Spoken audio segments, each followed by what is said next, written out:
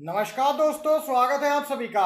आज की बड़ी खबरें, मुख्य समाचार आप लोगों के लिए लेकर आए हैं, जहां पर जानेंगे राहुल गांधी का आया बड़ा बयान, किस प्रकार आखिर बनेगी आने वाले समय में इंडिया गठबंधन की सरकार। तो दूसरी तरफ एनडीए में मचा हड़कंप, अब बीजेपी नेता दिखाने लगे हैं अपना असली रंग। सहयोगियों को यहां पे नहीं मिला कोई भी अहम मंत्रालय, और भी तमाम बेहद बड़ी खबरों को शामिल किया गया है इस एक वीडियो के माध्यम से। हर लेटेस्ट न्यूज को जानते हैं आगे, आप साथ में बने रहिए। वहीं अगर आप भी चैनल पे ना हैं तो चैनल को सब्सक्राइब कीजिएगा, घंटी का आइकन को दबाइए। दूसरी तरफ अगर आप भी मानते हैं राहुल गांधी की लोकप्रियता में इजाफा हुआ है तो एक लाइक वीडियो को जरूर कीजिएगा। पहली बड़ी खबर आ रही है। जी हाँ दोस्तों, जैसा कि आप सभी जानते हैं बहुत ज्यादा गड़बड़ी हुई है इस बार मशीनों में। चुनाव कराए गए 140 प्लस लोकसभा सीटें हैं, जिसमें जितने ईवीएम में वोट डाले गए उससे ज्यादा गिने गए। जी हाँ, आप सभी को बताते चलें ये क्या घपला हो रहा है, आखिर क्या घोटाला है। लोकसभा 2024, यहाँ पे हर चरण में मतदान समाप्त होने के बाद जो प्रतिशत बताया गया वो 2-3 दिन बाद ज्यादा कैसे हो गया, इस पे अब सवाल उठने लगे हैं। संदेह इसलिए है कि भाजपा के जीते हुए कुल 240 प्रत्याशियों में 165 प्रत्याशी 200 से लेकर 2000 के अंतर से ही जीते हैं, और मतदान प्रतिशत भी इसी अनुपात में बढ़ा है।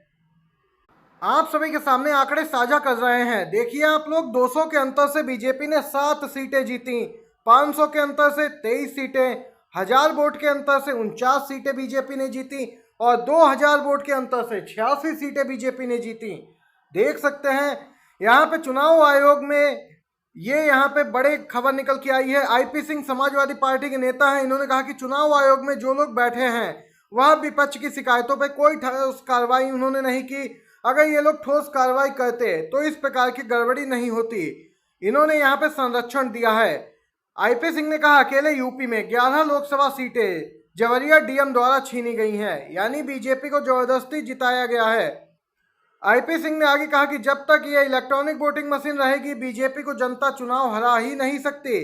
यहाँ पे ये 165 प्रत्याशियों को लेकर ये बड़ा खुलासा हुआ है। 2000 और 200 के अंतर से इन्होंने सीटें जीती हैं। कांग्रेस सांसदों की संख्या दिन पर दिन बढ़ती जा रही है, 102 पहुंच गई है कांग्रेस सांसदों की संख्या। जी हां दोस्तों, आप सभी को बताते चलें 3 निर्दलीय एमपी ने कांग्रेस को अपना समर्थन दिया है। सांगली से विशाल पाटिल, पूर्णिया बिहार से पप्पू यादव, लद्दाख से मोहम्मद हनीफा। जी हाँ, इन 3 निर्दलीय सांसदों ने कांग्रेस पार्टी को अपना समर्थन दिया है खुले तौर पर। ये अब यहाँ पे एक तरीके से कांग्रेस सांसद ही कहलाएंगे। आप सभी को बताते चले संसद का विशेष सत्र 24 जून से शुरू हो सकता है। 24 और 25 जून को नवनिर्वाचित सांसदों का शपथ ग्रहण, और 26 जून को हो सकता है लोकसभा स्पीकर का चुनाव। वहीं दोस्तों, लोकसभा स्पीकर को लेकर लगातार प्रयासों का दौर जारी है। मंत्रालयों का बंटवारा हो चुका, लोकसभा स्पीकर को लेकर मंथन जारी है। इसको लेकर एनडीए के घटक दलों में खलबली मची है। इसी बीच दग्गुबती पुरंदेश्वरी का नाम सुर्खियों में छाया है। आखिर कौन है ये? टीडीपी के संस्थापक और दिग्गज नेता रहे एनटी रामाराव की पुत्री का नाम दग्गुबती पुरंदेश्वरी है। आपको बताते चले यह मौजूदा टीडीपी प्रमुख चंद्रबाबू नायडू की पत्नी नारा भुवनेश्वरी की छोटी बहन है। इनकी पढ़ाई लिखाई चेन्नई से हुई है और इनकी उम्र 64 वर्ष है। इनके यहाँ पे लोकसभा स्पीकर बनने की चर्चाएं काफी तेज हैं। आपको बताते चलें ये यहाँ पे टीडीपी नेता नहीं है। जी हाँ, दग्गुबती पुरंदेश्वरी यहाँ पे एक इंडियन पॉलिटिशियन तो है ही आंध्र प्रदेश की, लेकिन ये बीजेपी की राज्य प्रमुख भी हैं आंध्र में।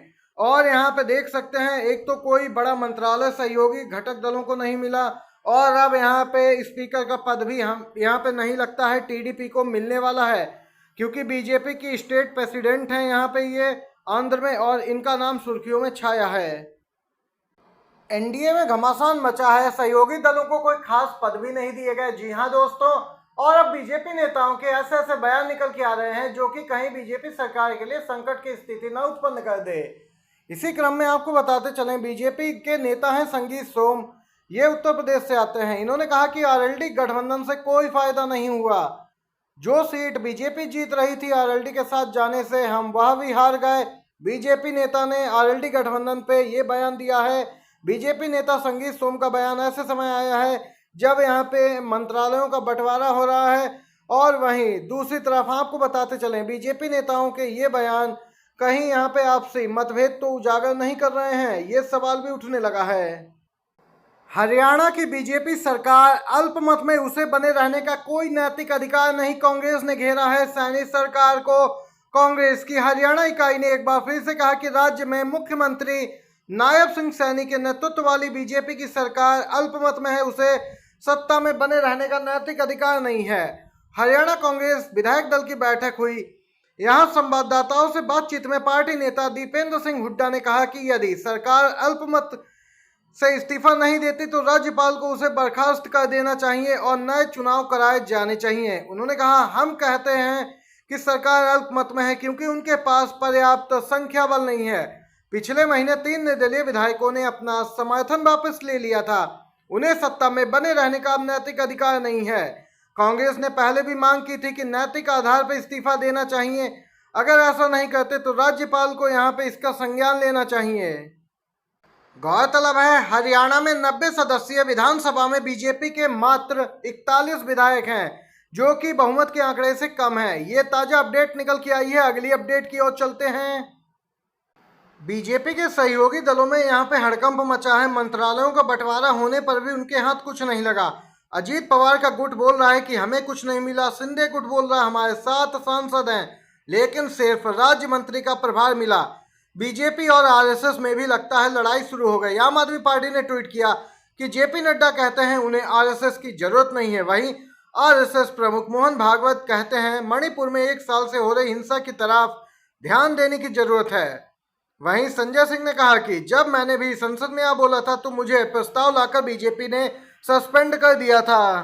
गौरतलब है, आप सभी को बताते चलें, लोकसभा चुनाव के परिणामों के बाद पहली बार है कि संघ प्रमुख मोहन भागवत की ओर से किसी भी तरह की टिप्पणी सामने आई हो। आरएसएस प्रमुख ने कहा कि एक सच्चे सेवक में अहंकार नहीं होता, वह दूसरों को नुकसान पहुंचाए बिना काम करता है। हाल ही में हुए चुनाव के दौरान प्रचार प्रसार का जिक्र करते हुए उन्होंने कहा कि इस दौरान मर्यादा का ख्याल नहीं रखा गया। जो वास्तविक सेवक होता है उसमें अहंकार नहीं आता कि ये मैंने किया, ये वो काम मैंने किया। ये आरएसएस प्रमुख मोहन भागवत का बयान काफी वायरल हो रहा है सोशल मीडिया पर। देख सकते हैं आरएसएस प्रमुख की मणिपुर हिंसा पर सरकार को नसीहत है। वहीं आरएसएस प्रमुख मोहन भागवत के बयान पे शिवसेना उद्धव गुट के नेता संजय राउत की प्रतिक्रिया आई है। संजय राउत बोले, मोहन भागवत जी जो कह रहे हैं वह एक तरफ, सरकार तो उनके ही आशीर्वाद से चल रही है। देख सकते हैं संजय राउत ने यहाँ पे आरएसएस प्रमुख मोहन भागवत और बीजेपी की केंद्र सरकार को भी घेरा है।